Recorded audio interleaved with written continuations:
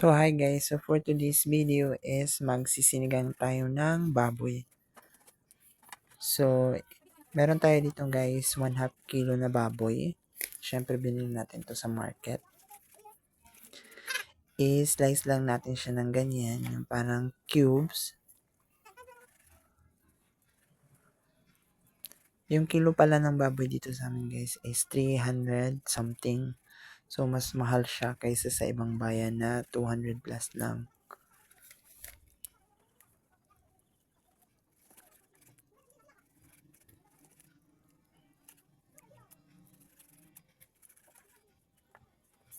So, ayan guys. So, pagkatapos natin mag-cut, hugasan lang natin yung baboy kasi, syempre, nilalangaw yan din yan sa mga market o supermarket. So, pagkatapos natin guys, hugasan. So, may nagpakul pala ako ng tubig guys. So, para yung purpose niya is, mas madaling lumambot yung karne. Kasi pag direct, yung paglagay natin ng karne, matagal. Yung papakuluan mo pa siya, matagal talaga. So, mas maganda pag mainit na. So, takpan natin guys. So, ngayon naman is magkakat ako dito ng ingredients like ng kamatis. So, cut lang natin siya ng ganyan. Pagkatapos ng magbalot lang tayo ng luya.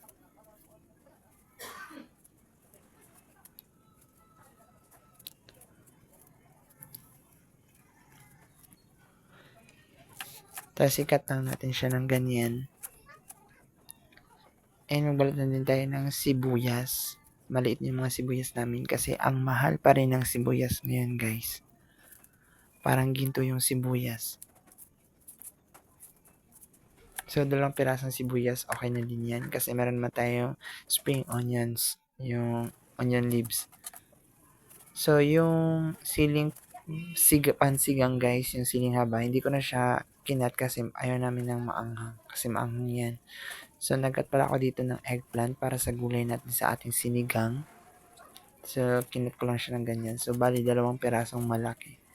So, ayan. So, may bulok pa nga. So, tatanggalin natin yung bulok. At saka, ikakat natin yung parang medyo okay pa yung isang side. So, para walang sayang kasi mahal din guys yung mga gulay dito sa amin.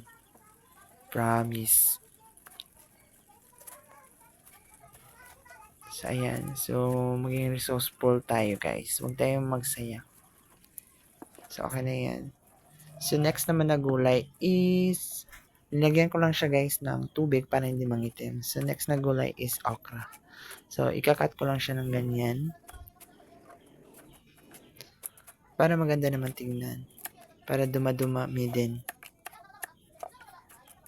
Tingnan ko lang ulo at saka yung parang sa dulo na may buntot.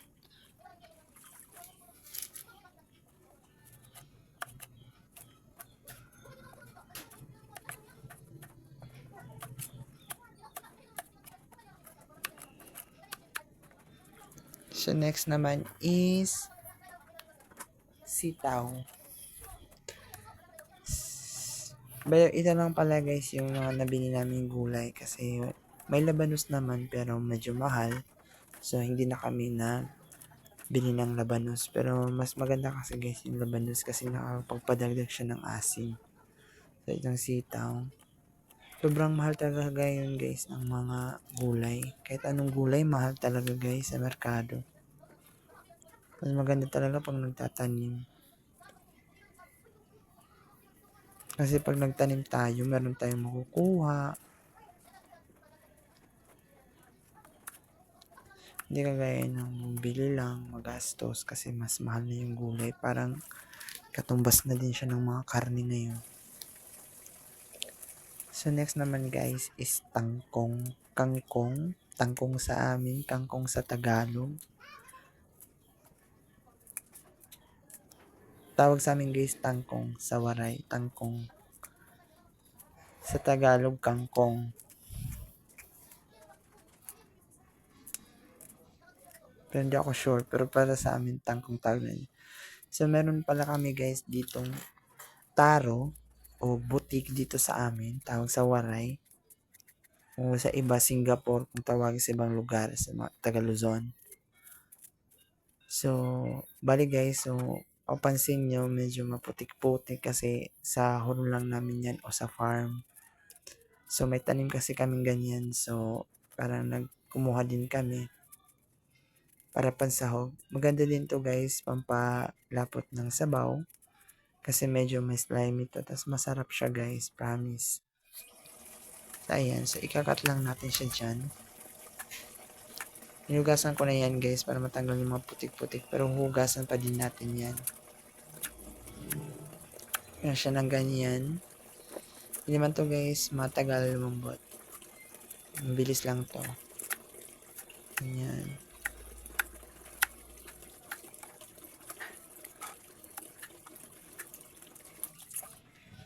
So, hugasan na natin guys. Mabilis ang paghuhugas kasi mag-aalas 12 na at naggugutom na sila.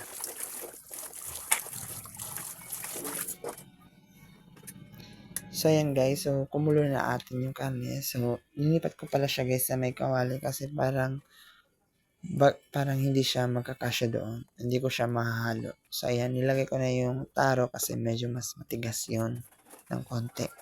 Kasi sa mga gulay, mabilis na maluto yung gulay. So, ayan. So, naglagay pa ako dyan ng luya at saka yung sibuyas.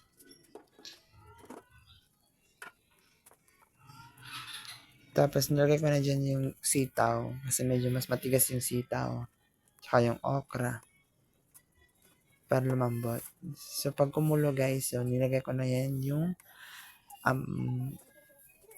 talong. So, pag kumulo guys, so, ayan. Ganyan itsura niya.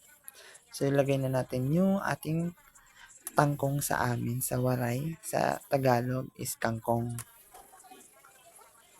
So, naglagay na din ako guys ng onion leaves. Tapos, yung kamatis, ang paasim, ganda din yan. So, maglagay na ako dito ng seasoning mix, sinigang mix na sampalok. Wala kasi kami dito guys na pure sampalok or pampaasim. So, ganyan na lang ginamit namin. Mas maganda sana pag pure sampalok, hindi kaya kamyas. So, wala. So, ayan. Tapos, naglagay ako pala guys ng asin. Tapos, tikman natin kung okay na yung lasa. Pero para sa akin matabang. So, naglagay pa ako ulit ng takpan, pakuluan.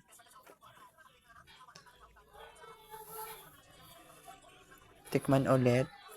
So, pinikukulang pa siya ng asim. So, lalagyan pa natin siya ng sinigang na konti. So, ayan. Ayan guys, sobrang bango niyan guys. Grabe, nakakagutom. Habang niluluto ako, panitikim ako ng tikim. Masarap guys, higupin yan lalo na. So ayan guys, so okay na to guys. Bye-bye!